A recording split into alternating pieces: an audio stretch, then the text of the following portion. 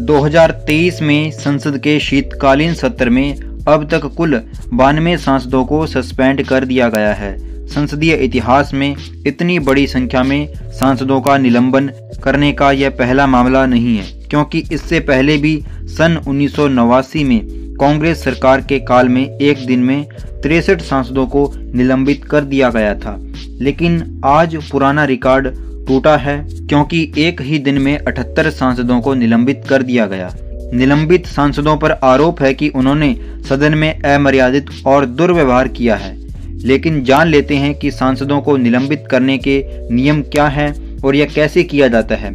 जैसा हम जानते हैं कि संसद में 2 सदन होते हैं, लोकसभा और राज्यसभा। इन दोनों सदनों के अंदर की कार्रवाई संचालन करने के लिए एक रूल बुक बनाई गई है, जिसमें इनके नियम लिखे होते हैं। किसी भी सदस्य को सदन से हटाने का अधिकार लोकसभा में वहां के स्पीकर और राज्यसभा में सभापति को होता है। लोकसभा के नियम 373 के अनुसार यदि किसी सदस्य के आचरण में गड़बड़ी है तो उसे अध्यक्ष तुरंत सदन से हटने का आदेश देगा और वह सदस्य शेष दिन की अवधि के लिए बैठक में शामिल नहीं हो पाएगा।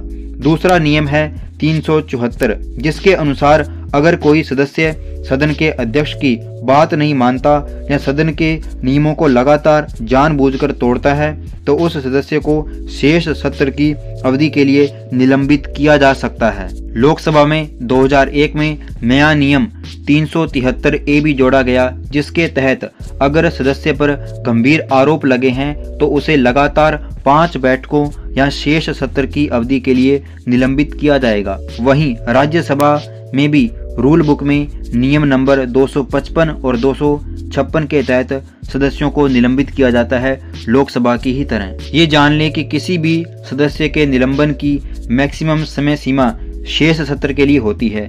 निलंबन के बाद सदस्य सदन के अंदर नहीं जा सकते, ना ही चर्चा और बैठक में भाग ले सकते हैं, और संसद सदस्यों के पास न्यायालय में जाने का अधिकार भी नहीं होता है, क्योंकि संविधान के अनुच्छेद नंबर 122 के तहत संसदीय कार्रवाई पर सवाल नहीं उठाया जा सकता है। तो ये थी पूरी जानकारी की संवैधानिक प्रक्रिया क्या है सांसदों के निलंबन की। आशा आपको वीडियो अच्छा लगा होगा। इसी तरह के और वीडियो देखने के लिए जुड़े रहिए आप हमारे YouTube चैनल पुस्तक बोध से।